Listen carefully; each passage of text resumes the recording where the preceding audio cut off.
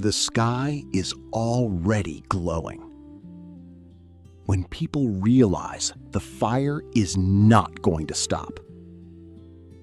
It's past midnight, October 9th, 1871, and Chicago is no longer a city. It is a furnace. Flames leap from rooftop to rooftop, faster than a man can run. Wind howls through narrow streets, carrying burning embers into the darkness, dropping fire blocks away like deadly rain. Families rush into the streets, clutching blankets, children, anything they can carry. Behind them, entire buildings collapse in showers of sparks. And in that moment, thousands of people realize something terrifying at the same time. This is not a fire you escape. This is a fire that erases a city. But to understand how this happens, you have to step back. Chicago, 1871. A city growing faster than almost anywhere on Earth. Railroads, industry, ambition, opportunity, everywhere. There was just one problem. It was all made of wood. Wooden houses, wooden sidewalks, wooden bridges. Even the streets burned. And after months without rain, Chicago wasn't just a city anymore. It was a matchstick, waiting for a single spark. On October 8th, a small fire begins in a barn on DeKoven Street.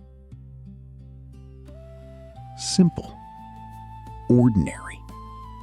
Something that should have been contained in minutes. But the alarm is sent to the wrong location. Firefighters arrive late, exhausted, unprepared. And by then, the fire is already spreading. This is the moment everything changes. Because Chicago is no longer fighting one fire. It's fighting hundreds. The wind intensifies. Fire jumps across streets. Sparks ignite rooftops blocks away. Entire neighborhoods burst into flames at the same time. Imagine standing there, the air burning your lungs, smoke swallowing the sky. And then, the impossible happens. The river catches fire. The one place people thought would save them is now helping the fire spread. Factories explode along the riverbanks. Coal, oil, lumber, all igniting at once.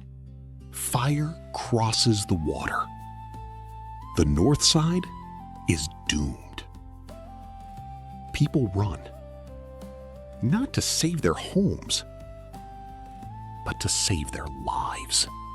And then comes the breaking point. The moment a city stops trying to survive and starts trying to escape. People drop everything. Furniture, money, memories left behind in the streets. Wealth means nothing. Possessions mean nothing. Everyone runs. By the morning of October 10th, Rain begins to fall. Light at first, then steady. And slowly, unbelievably, the fire begins to die. After nearly 48 hours, what remains is almost impossible to comprehend. 17,000 buildings gone. 3 square miles reduced to ash. 100,000 people homeless. Chicago, one of the fastest growing cities in America, is erased. This should have been the end of Chicago. But instead, it becomes the beginning of something greater. A worldwide aid pours in. Food, money, supplies. People don't abandon the city. They rebuild it. Stronger, smarter, fire-resistant. And from these ashes, a new idea rises. The skyscraper. The disaster that destroyed Chicago creates the modern city. Fire codes, emergency systems, urban planning, all born from this moment. Because sometimes the greatest cities are not defined by how they stand, but by how they rise.